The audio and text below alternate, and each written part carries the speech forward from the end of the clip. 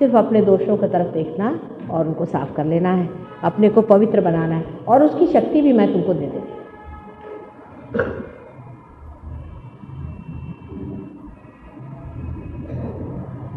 अब थोड़ा कुंडलिनी के बारे में बताती हूँ, और उसके बाद में आप लोग थोड़ा सवाल पूछना, और उसके बाद पार हो जाओ। ये मेन चीज़ है कि वाइब्रेशन हमेशा चलते रहना चाहिए। अगर वाइब्रेशन नहीं चले तो संतोष नहीं करने का, कोई ना कोई दोष हमारे अंदर आ गया है, कोई कहाँ गया, कोई कहाँ गया, कोई कहाँ चिपक गया, कोई कैसे मिल गया, बारीक सारी चीज़ें पकड़ जाती है आदमी। लेकिन इसका एक इलाज मैंने ज़रूर देखा है कि आदमी का चित्त अपने ऊपर न रहते हुए अगर दूसरे सहयोगियों के प्रति रहे कि मैं इसको कैसे पार करूं, उसको कैसे पार करूं, मैं इस तरह से इनको ये करूं, तो बड़ा आश्चर्य होता है कि उस वक्त में परमात्मा की शक्ति बड़े ज़ोरों में दौड़ने लगती। ये एक बात ज़रूर है, इसकी यही सीक्रेट है। किसी आदमी को प्रोग्रेस करना है तो वो अपना हाथ बढ़ा करके चलो भाई तुमको पार करा के। जो आदमी अपने ही बैठे हैं, भाई मेरा फलाना है, मेरा इधर पकड़ा, मेरा इधर पकड़ा, उनका नहीं होने वाला, वो खास काम नहीं कर सकते। जो आदमी हाथ अपना बढ़ा के दूसरों को उठाएगा, संवारेगा, उसके लिए होएगा। अभी देखो जीवन में भी ऐसा ही है, हमारा हृदय है कितना महत्वपूर्ण है, क्योंकि सारे शरीर में उसकी शक्ति दौड़ती। अभी एक सेल है, ये नाखून है, इसको अपन काट के फेंक देते क्योंकि यहाँ तक ही यहाँ तक बैठा हुआ है, ये खत्म हो जाता है। और वो हृदय के जो सेल्स हैं उसको बड़ा प्रिजर्व किया जाता है, क्योंकि उसकी शक्ति से सारी ही अपनी सारी ही जिसको कहते हैं रुधिराभिसरण होता है, सारा सर्कुलेशन चलता है। उसी प्रकार आप क्या चीज़ है वो परमात्मा देखता है। ये नहीं कि आप मिनिस्टर हैं कि क्या है, पर आप सहयोग में कितने कार्यान्वित हैं, वो क्यों और कैसे, वो आपको जब विशुद्धि चक्र बताऊंगी तब समझ में आएगा। अब मैं ज़रा शॉर्ट में सब बता रही हूँ, क्योंकि ज़्यादा बताने में क्या है, कितने चक्र हैं आप जानते हैं, इसका कोई बहुत जल्दी नहीं हो सकता काम। आता कुणी इकडे म्हणजे जरा दाखवायला वगैरे। तो कल तो पहले चक्र पे ही बताया, क्योंकि बड़ा महत्वपूर्ण चक्र है इसलिए मैंने बताया, जो कि मूलाधार चक्र है। इसको मूलाधार चक्र कहना चाहिए। और कुंडलिनी जो है वो मूलाधार में, दोनों का अंतर समझ लो कि कुंडलिनी जो है वो मूलाधार में, और गणेश जी जो है वो मूलाधार चक्र में है, क्योंकि मूलाधार चक्र से सेक्स चलता है। इसका मतलब सेक्स का और कुंडलिनी का संबंध नहीं बनता। कुंडलिनी जो उठती है वो सेक्स के पॉइंट से ऊपर उठती है, ये पॉइंट समझ गए। तो वो नीचे में है ना, मूलाधार चक्र जो है वो नीचे में है, कुंडलिनी ऊपर है। तो गणेश जी को जब खबर आती है कि हाँ आ गई माँ, वो पहचानता है ना मेरे को, तो वैसे ही वो अपने कुंडलिनी को बता देता है कि भाई हाँ वो आ गए, एकदम खड़ी हो जाती कुंडलिनी। अब गणेश जी का एक कार्य सेक्स में थोड़ा सा पार्ट है उसका, लेकिन जब तुम लोग मेरे सामने हाथ करके बैठते हो तो छोटे बच्चे हो जाते हो, फिर वो सवाल ही नहीं उठने वाला, हो ही नहीं सकता, क्योंकि गणेश जी का चित्त तो इधर जाता है कि कुंडलिनी को इन्फॉर्म करने का है। वो भावना आ ही नहीं सकती। मतलब कोई राक्षसी हो तो पता नहीं, पर तो भी राक्षसों को भी नहीं आती। उस वक्त सब बच्चे बन जाते, अबोधिता आ जाती, इनोसेंस आ जाता है। जब इंग्लैंड जैसे और अमेरिका जैसे देशों में भी होता है तो फिर तुम लोग की क्या करें, तुम लोग तो अपनी माँ को पहचानते हो ना। तो पहला चक्र है मूलाधार चक्र, और उसके ऊपर उसको मूलाधार कहते हैं, उसको कोई कोई कुल कुंडा भी कहते हैं।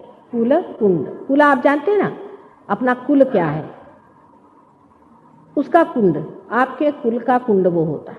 माने कुल माने आपने अभी तक जितने भी जन्म लिए, अनेक अनेक जन्म लिए, वो सारे उस कुंड में स्थित होते हैं जो कुंडलिनी यहाँ बैठी हुई। और दूसरा कुंडल का अर्थ होता है अपन वलय, इसलिए क्योंकि 3.5 वलय में कुंडलिनी होती है, इसलिए इसको कुंडलिनी कहते हैं। अभी जब उठती है तो सबकी सब पूरी नहीं उठती है, ये अनेक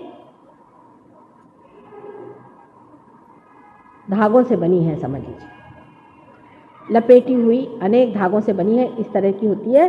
और उसके कुछ कुछ धागे उठते हैं, और जब वो उठते हैं तो धीरे धीरे खुलते खुलते खुलते खुलते वो कुंडलिनी ये सब चक्रों को छेदती हुई 6 ही चक्रों को छेदती है। 7वां चक्र नीचे में मूलाधार चक्र है। 6 चक्र 6 भेदन बोलते हैं।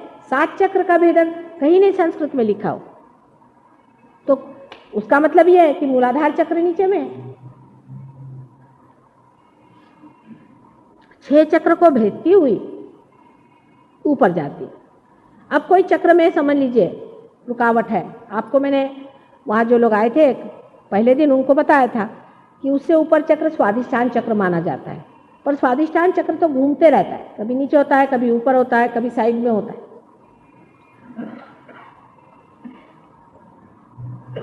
अभी ये जो स्वादिष्ठान चक्र है इसमें कुंडलिनी जब घुसती है, अगर स्वादिष्ठान चक्र में खराबी हो, माने आपका फिजिकल साइड में तो आप सोचिए लीवर बाई लीजिए, तो आपका स्प्लीन ऊपर का हिस्सा लीवर का खास करके स्प्लीन हो गया, और ये पैनक्रियास हो गया, किडनी और यूट्रस भी, ये सब इससे सप्लाई होता है। और आपका ब्रेन में भी इससे जो मेद होता है, फैट होता है, उसको कन्वर्ट करके, उसको बदल के उस फैट को ब्रेन के लायक बनाते, ब्रेन सेल्स बना देते। वो बदल करके ब्रेन सेल्स बन जाते हैं मस्तिष्क में, मगज में। तो ये भी एक कार्य इसका होता है। आप समझ लीजिए आप बहुत सोचने वाले प्लानिंग वाले आदमी हैं, तो पहले कुंडलिनी पे यहीं पे रुकावट हो गई, पहली स्वादिष्ठान चक्र काम से गया। अब इसमें 2 साइड है, राइट एंड लेफ्ट। राइट में तो फिजिकल साइड हो गई और लेफ्ट में इमोशनल हो गई। अब इमोशनल में कौन सी, मतलब ये क्रिएटिविटी का चक्र है। अगर आप आर्टिस्ट है, म्यूजिशियन है, आपने बहुत म्यूजिक का ये किया है, तो भी आपने इस चक्र को बहुत एग्जॉस्ट कर दिया, उसको बहुत इस्तेमाल कर दिया, उसका उपयोग कर दिया, तो भी उसमें फिर कुंडलिनी जाके ज़रा रुक जाएगी, उधर सप्लाई करेगी। लेफ्ट साइड में क्या होता है? अब राइट साइड में तो यह है कि आपने इस्तेमाल किया, ये किया, वो किया। लेफ्ट साइड में समझ लीजिए आप किसी स्पिरिचुअलिस्ट के यहाँ गए, साइकोलॉजिस्ट के यहाँ गए, ये भी क्रिएटिविटी है माइंड की, अनधिकार चेष्टा है। किसी साइकोलॉजिस्ट को अधिकार नहीं है कि आपके मन से खेले, कोई अधिकार नहीं। या आप किसी हिप्नोटिस्ट के पास गए और ऐसे गलत लोगों के पास जा कर के उन्होंने आपके मन में हिप्नोसिस किया या कोई ऐसी चीज़ करी है, तो उसका लेफ्ट स्वादिष्ठान पकड़ता है। जितने भी साइकोलॉजिस्ट मैंने देखा उन सब के लेफ्ट स्वादिष्ठान पकड़ता है, क्योंकि वो मन से, साइकी का खेल है ना, साइकी को इस्तेमाल करते हैं अपनी क्रिएटिविटी के लिए। जो बॉडी को इस्तेमाल करते हैं क्रिएटिविटी के लिए, उनका राइट साइड पकड़ता है। जो अपने मन को या इमोशंस को या भावना को इस्तेमाल करते हैं, उनका लेफ्ट साइड पकड़ता है। एक जनरल बात बता रही हूँ, बारीक बारीक तुम्हारे समझ में आ जाएगा। अभी ऊपर आए नाभि चक्र में, नाभि के चारों तरफ में ये आपका, जिसको भवसागर में कहते हैं, ये बना हुआ है पेट, धर्म पेट में होता है। माने आप इंसान हैं, ये आपका धर्म है। जानवर है, उसके दुम होती है।